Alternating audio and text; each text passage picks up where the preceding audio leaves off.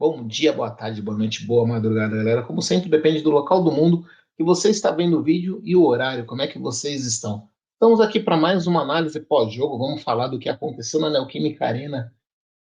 Corinthians 1, Bahia 1, 2, 3, 4, 5. É isso mesmo, galera.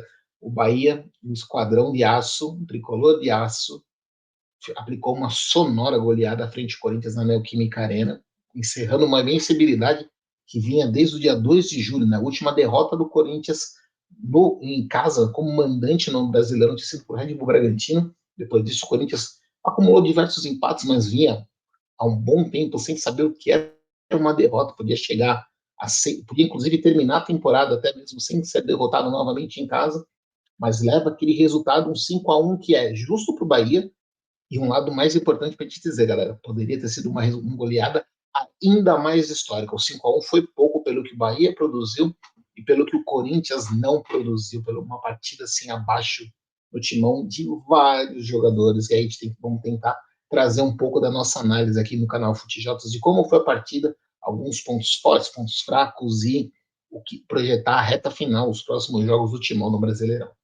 Primeiro, a escalação que surpreendeu mais uma vez o Mano Menezes mexe no time titular, e aí vem com uma forma, faz uma aposta extremamente arriscada, que poderia ter dado muito certo, mas a gente tem que falar também aqui da análise pós-jogo, e foi uma aposta que deu tanto errado que não durou nem 25 minutos. O Mano, quem lembra contra o Grêmio, o Mano ele opta por jogar, começa a partida com três zagueiros, joga com o Lucas Veríssimo, com o Bruno Mendes aberto pela direita e o Caetano. Sem o Bruno Mendes, sem o Caetano suspensos, que o Mano ele resolve manter uma linha de três defensores, três zagueiros, mas começando com o Fábio Santos, Gil e Lucas Veríssimo. E pegando um time do Bahia, que é um time técnico, um time muito rápido. Então ele faz uma aposta de colocar o Fábio Santos como um terceiro zagueiro, não como um lateral. E no meio de campo, sobrecarrega o Maicon, jogando Maicon, Juliano e Renato Augusto, mantém o Romero na frente junto com o Yuri Alberto, o Bidu e o Fagner como alas pelas laterais. E qualquer tentativa, qualquer ideia de jogo acaba morrendo ainda rapidamente no começo do jogo. Né? O Corinthians sofre o primeiro gol com 4 minutos de jogo, já sobra numa falha, uma jogada de escanteio. Depois tem um golaço do Caulinho, também levando facilmente a defesa ali pelo lado direito da defesa do Corinthians. Ele marca 2-0. Aí o Mano já resolve mexer no time, já saca o Fábio Santos, entra com o Wesley, falando, já viu que o que ele tentou já tinha dado errado e precisava correr atrás do resultado. Aí tem um pênalti marcado a favor do. Um pênalti até, a gente pode falar meio questionável, tudo mais. Pênalti marcado a favor do Bahia. Tassiano vai lá, 3-0 no primeiro tempo e termina o primeiro tempo com 3-0, com o Corinthians tendo só um chute de perigo e o Bahia podendo ter feito mais 4, 5, teve um gol corretamente anulado. O Bahia foi muito superior. Na segunda etapa, o Mano volta às substituições, mantém o mesmo time, já com o Wesley dentro de campo, para tentar entrar na partida, bate um papo com a galera no vestiário. O Corinthians volta com uma outra postura, o Bahia vem um pouco retraído, então o Timão tem cerca de uns 10, 15 minutos que consegue realmente começar a causar um pouco de perigo, começa a ter algumas ideias, começa a ter um meio de campo com algumas trocas de passe, com o Renato Augusto entrando um pouco mais na partida, o Juliano, o próprio Yuri Alberto conseguindo estar mais perto desses dois atletas e numa jogada envolvendo esses atletas, né, num corta-luz, o Juliano, enquanto o Juliano, não, a bola vem para o Yuri Alberto, ele acaba sendo desarmado no lance, e a bola sobra para o Renato Augusto na entrada da área. Né? O Renato já tinha perdido a oportunidade de, num corta-luz do Juliano, de chegar a chutar de longa distância. Já nesse outro lance, o Renato de fora da área faz um golaço 3-1. A torcida, que é importante dizer, né? Mesmo com 3-0, não deixou de apoiar. O Corinthians faz 3-1, o Corinthians entra na partida, a torcida inflama, fala, pô, dá para acreditar que o Corinthians iria na força da torcida, conseguiria entrar na partida, sonhar, de repente, com um empate histórico, um 3-3, ou até mesmo uma virada. E o Mano começa a mexer no time, né? Vem com algumas entradas, então já tinha, aos poucos ele vai colocando, né? O Matias Rojas entre campo, o Pedro entre campo, o Matheus, o Felipe Augusto. Ele tira ao longo do segundo tempo o Romero, o Juliano, o Matheus Bidu e o Yuri Alberto. A ideia, né, naquele momento que a gente já estava abusando muito de cruzamento, então era tentar ter a bola parada como força para fazer o segundo gol e depois ainda sufocar o Bahia. Mas o Rojas acaba envolvido no lance do quarto gol do Bahia. Ele erra um passe no meio de campo, o Corinthians consegue recuperar a bola, mas na sequência o Rojas erra um outro passe, O Bahia, que já tinha naquele momento, já estava começando a ameaçar com contra-ataques, consegue puxar uma boa jogada perigosa, faz o quarto gol com o Ademir. 4-1, aí já começou a resolver a partida, foi só deixar o tempo passar, o Gil acaba envolvido em outro pênalti, aí o Tassiano mais uma vez assume a responsabilidade e marca o quinto gol. Então, a partida termina com essa goleada histórica 5-1, que é pesadíssimo para o Corinthians. É importante de citar assim, uma goleada em casa na Neoquímica Arena, encerrando uma longa invencibilidade desde o dia 2 de julho. O Corinthians não perdia no Brasileirão em casa, né? Vinha com essa sequência positiva. Um resultado que tem todo assim. Primeiro vamos falar de quem se destacou, ou, na verdade a gente pode falar quem teve menos problema, quem foi o menos pior na partida hoje, por incrível que pareça, foi o Matheus Bidu. Ele mostrou, assim, a gente já fala sobre ele na parte ofensiva, mas defensivamente ele conseguiu trazer, ele teve uma certa evolução na marcação. Você vê, contra o Grêmio ele já tinha jogado bem na setor, na marcação, mesmo naquela partida que o Corinthians foi muito exigido por jogar praticamente o tempo inteiro com um a menos.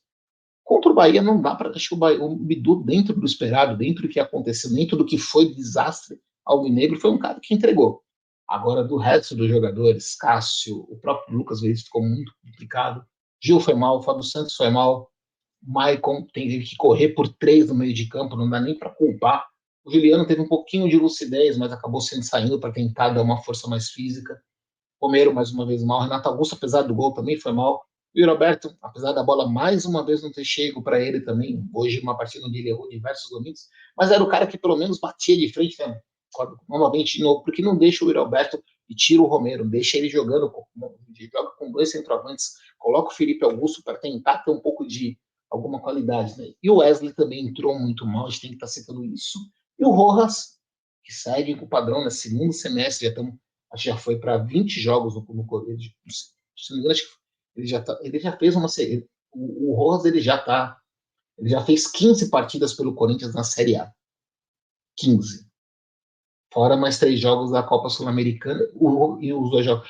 O Rojas já fez 20 jogos pelo Corinthians e ainda não conseguiu ter uma boa partida. Então, isso também é um outro ponto que a gente está citando. Em termos de campeonato, né, para a gente falar um pouquinho nessa reta final do vídeo. O resultado é péssimo para o Corinthians, porque poderia ter tá na 12ª posição, hoje é o último time que está indo para a Copa Sul-Americana. Tivesse conseguido os 3 pontos em casa, o Corinthians dormiria, começaria o sábado, pelo menos chegaria na 10ª posição, ultrapassaria o Fortaleza e o São Paulo. Agora, a gente tem, primeiro assim, o resultado é ruim para o pessoal que está na parte de baixo da tabela, porque o Bahia saiu do Z4, estava na 17ª posição, chegou aos 41 pontos, mas como por conta do saldo de gols, do critério dos empates, o Bahia deixou o Z4, empurrando o Cruzeiro novamente para a zona de rebaixamento, e o Vasco está próximo.